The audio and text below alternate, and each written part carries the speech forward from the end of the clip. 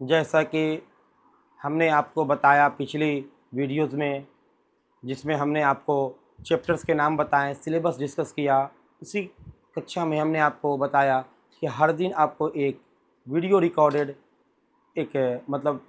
Video आपको मिलेगी। कहीं ना कहीं आज हम भाषा परिचय जो आपका पहला चैप्टर था उसका वीडियो रिकॉर्ड कर रहे हैं। कहीं ना कहीं आपको ये वीडियो आज शाम तक आपको मिल जाएगी। तो आइए स्टूडेंट, इस चैप्टर के बारे में हम आपसे पढ़ते हैं। यहाँ पे चैप्टर्स का नाम है भाषा परिचय। भाषा परिचय। भाषा क्या है? भाषा क्या है? भाषा संप्रेषण का माध्यम है। भाषा संप्रेषण का माध्यम है। भाषा से हम करते क्या हैं? सबसे पहले तो हम बातचीत करते हैं। हम चाहते हैं कि हम एक दूसरे से बातचीत करें। अच्छा, बातचीत भी कैसे करते हैं? बातचीत जैसे हम सामने वाले से, सामने वाला हमसे। हम अपने कोई भी विचार सामने वाले के सामने प्रकट किए, सामने वाला हम पर वो प्रकट किया। यही क्या है? भाषा है। और भाषा से आगे और क्या करते हैं? हमारे संबंध भाषा से ही जुड़ते हैं। हमारे जो लेन देन भाषा से ही होते हैं। कहीं न कहीं हम किसी से अगर कुछ लेते हैं या हम किसी को कुछ देते हैं तो कहीं न कहीं हम उसकी क्या देखते हैं? भाषा देखते हैं। अगर हम कहीं संबंध बनाते हैं तो सबसे पहले क्या देखते हैं? हम उसकी भाषा देखते हैं। भाषा कहीं न कहीं हमारी संस्कृति से, हमारी सभ्यता से जुड़ी होती है। तो आइए भाषा के बारे में जो आपके बोर्ड पे लिखे हुए हैं उसको एक बार पढ़ते हैं। आइए। भाषा वह साधन है जिसके माध्यम से मनुष्य अपने विचार दूसरों तक भली भांति प्रकट कर सकता है और दूसरों के विचार स्पष्टता से समझ सकता है। बिल्कुल यही क्या है? भाषा है। आखिर भाषा विचार विनिमय का साधन है। बिल्कुल हम भाषा से क्या करते हैं? विचार विनिमय। अपने विचार किसी और को, किसी और के विचार हम को। एक दूसरे से हम क्या करते हैं? भाषा का आदान प्रदान करते हैं, विचार विनिमय करते हैं। आगे क्या है कि भाषा संस्कृति का आधार है। बिल्कुल भाषा कहीं न कहीं हमारी संस्कृति से जुड़ी होती है। हमारी संस्कृति जैसी होती है, हमारा भाषा भी वैसा बनता है। आगे भाषा विचारों से जुड़ी होती है। बिल्कुल हम जो बातचीत करते हैं, आखिर क्या करते हैं उस बातचीत में? जो हमारे मन में होता है, जो हमारे विचार होते हैं, वही तो हम बातचीत करते हैं, वही तो हम संप्रेषण करते हैं। तो कहीं न कहीं जो भाषा है हमारे विचार से जुड़ी होती है। आगे भाषा एक मनुष्य की पहचान होती है, किस समाज का सदस्य है और वह किस समाज के रीति रिवाजों का पालन करता है। ये क्या कहलाता है? भाषा कहलाता है। कि हम किस समाज से बिलोंग करते हैं, कहीं न कहीं यह पहचान हमारी बोली, हमारी भाषा देती है। तो जैसा हमारा समाज होगा वैसे ही हमारी भाषा होगी। अगर हमारे समाज में पढ़े लिखे लोग ज़्यादा होंगे तो हमारी भाषा भी उतनी ही अच्छी होगी, बेहतर होगी। आइए आगे चलते हैं। भाषा की विशेषताएं। भाषा समाज, संस्कृति या सभ्यता से जुड़ी होती है। किससे जुड़ी होती है? भाषा। हम भाषा सीखते कहाँ हैं? अरे भाषा कहीं ना कहीं तो हम समाज में ही सीखते हैं, अपने परिवार से ही सीखते हैं। शुरुआत तो परिवार से करते हैं, लेकिन हमें भाषा कौन सिखाता है? समाज। तभी तो हम कहते हैं ना कि भाषा जो है हमारी अर्जन प्रक्रिया, अर्जन संपत्ति है, वो समाज हमें देती है। समाज हमें संपत्ति, अर्जित संपत्ति देती है, अर्जित कराती है। क्या? भाषा। भाषा कहीं ना कहीं हम अनुकरण के माध्यम से सीखते हैं।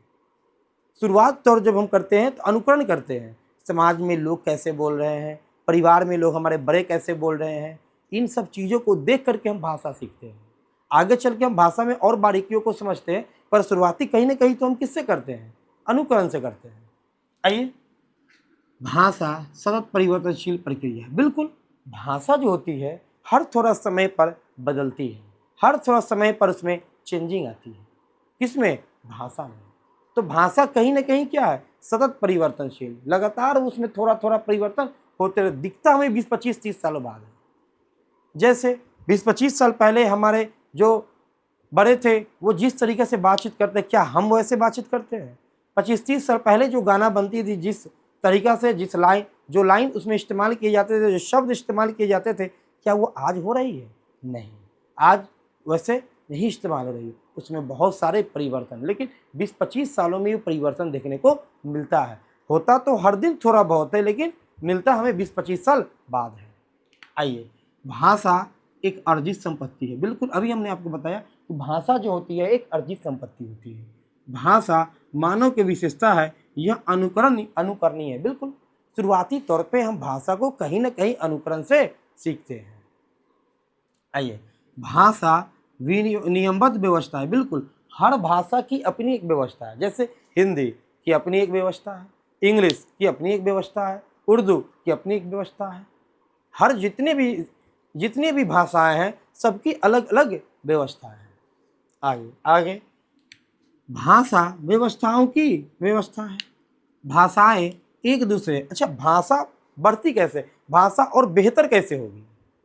कहीं ना कहीं जितने ज़्यादा हम भाषा से बातचीत करेंगे,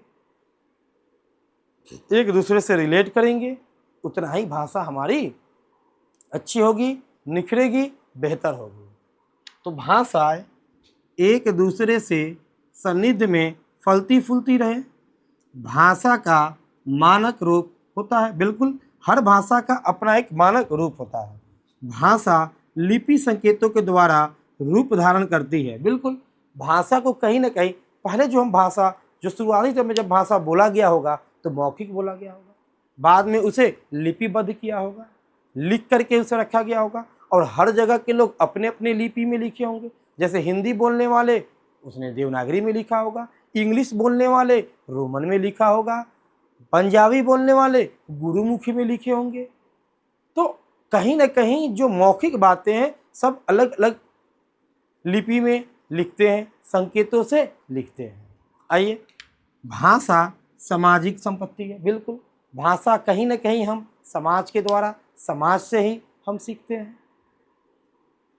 तो आपको भाषा क्या है, भाषा की विशेषता क्या है? अच्छा, भाषा की विशेषता या भाषा, इन दोनों के बारे में हमने आपको अभी बताया।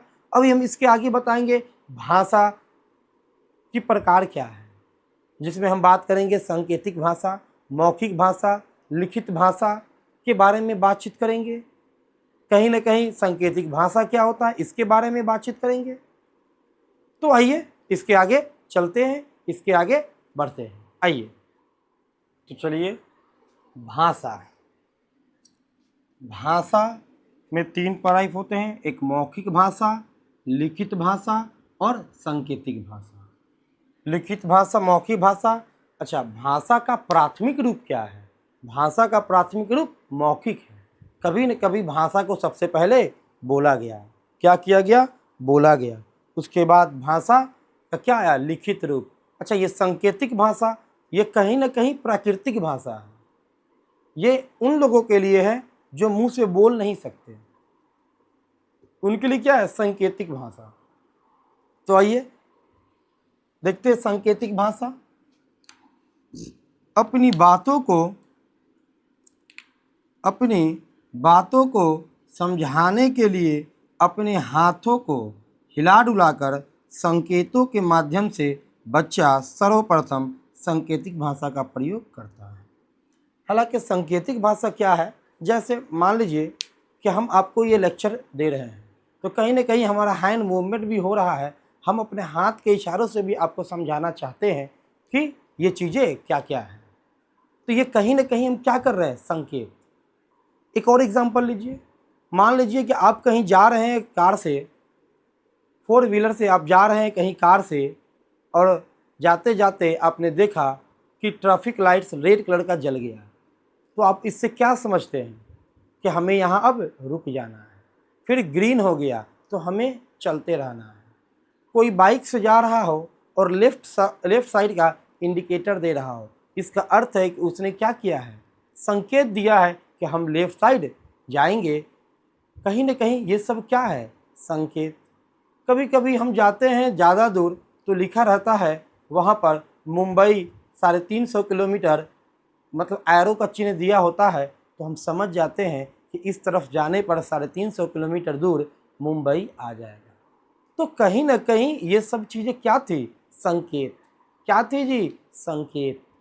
तो संकेत का अर्थ ये होता है कि कहीं ना कहीं चीज़ों को हम क्या कर रहे हैं, अपने इशारों से, अपने हैंड के मूवमेंट से, अपने कहीं ना कहीं चीज़ों से हम सीख रहे हैं, हम चीज़ों को समझ पा रहे हैं।